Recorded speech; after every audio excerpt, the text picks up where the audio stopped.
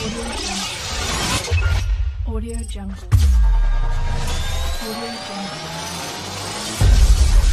Audio Jungle. Refleksikan diri kita sendiri. Apakah saat ini kita suam-suam kutu? Kalau kita suam-suam kuku, ayo perbaiki hidup kita. Musuh tidak pernah berhenti bekerja keras. Yang berhenti bekerja keras justru saat ini banyak orang percaya berhenti bekerja keras. Setan aja gak berhenti bekerja keras untuk menjatuhkan kita. Bapak Ibu Saudara, kalau orang suam-suam kuku, iblis mah gak begitu peduliin. Kenapa? Karena sudah masuk dalam kendalinya dia.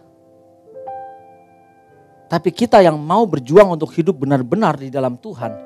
Nah ini, firman Tuhan katakan bahwa iblis seperti singa yang mengaum-ngaum berjalan keliling di sekitar kita siap menerkam kita. Sedangkan kita tidak mau bekerja keras bagaimana berubah seperti Kristus setiap saat, setiap waktu kita harus ulet tekun.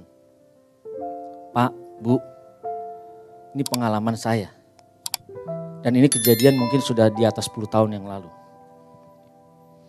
Dan saya baru menyadari ternyata waktu itu saya sembrono.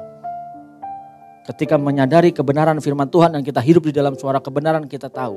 Pada saat itu, ketika ada seorang satpam menghampiri saya dan dia berkata kepada saya, Bapak punya pengawal. Kan kadang kita gede kepala nih kalau kayak gini kan. Udah gede kepala kita terbang, wes langsung. Pura-pura kan biasa begitu pura-pura. Masa sih kayak gimana pengawalnya? Kan begitu. Nah itu yang saya lakukan dulu. Dia bilang saya gak tahu wajahnya. Cuman yang saya tahu dia pakai kain lenan. Wah mulai lagi. Terus saya iseng begini. Kamu berarti teropong-teropong hidup saya ya. Dan memang kalau orang yang terlibat dengan kuasa kegelapan, dengan okultisme ya seperti itu. Dia berusaha meneropong, dia berusaha melihat dengan mata batinnya. Saya bilang gak usah sembunyi-sembunyi. Ayo terang-terangan aja saya bilang. Apa yang saya lakukan? Butuh apa? Mata saya. Tatap mata saya. Bukan kayak di TV ya. Tatap mata saya dalam-dalam. Nanti terus tidur. Bukan. Oke, butuh. Saya bilang, iya. Begitu dia melihat mata saya dan saya hanya berkata begini. Darah Yesus. Dia mundur.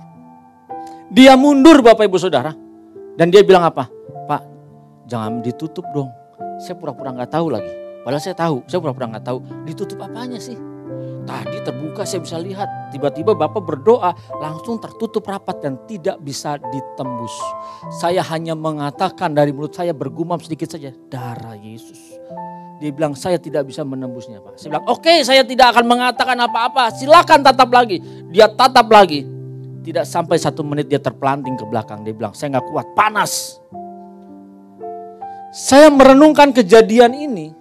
Dan saya berpikir berarti waktu itu saya bisa diteropong dong. Berarti saya terbuka dong. Harusnya kita orang percaya yang hidup di dalam kesucian Tuhan, di dalam kekudusan Tuhan, di dalam kehendak Tuhan. Tidak ada kuasa kegelapan yang bisa menembus hidup kita. Karena ada roh Allah dalam diri kita. Kalau ada roh Allah dalam diri kita berarti ada di dalam kekudusan kita. Kita suci di dalam Dia.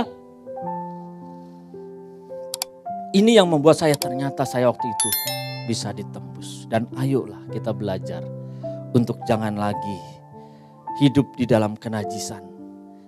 Untuk terus hidup menyukakan dan menyenangkan hati Tuhan.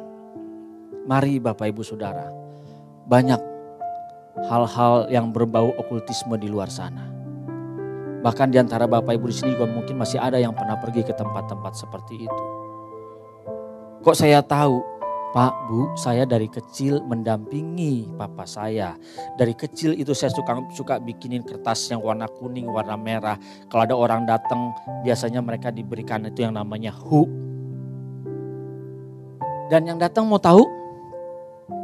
Orang-orang Kristen, sekolah-sekolah Kristen, sekolah-sekolah Katolik yang notabene percaya Yesus.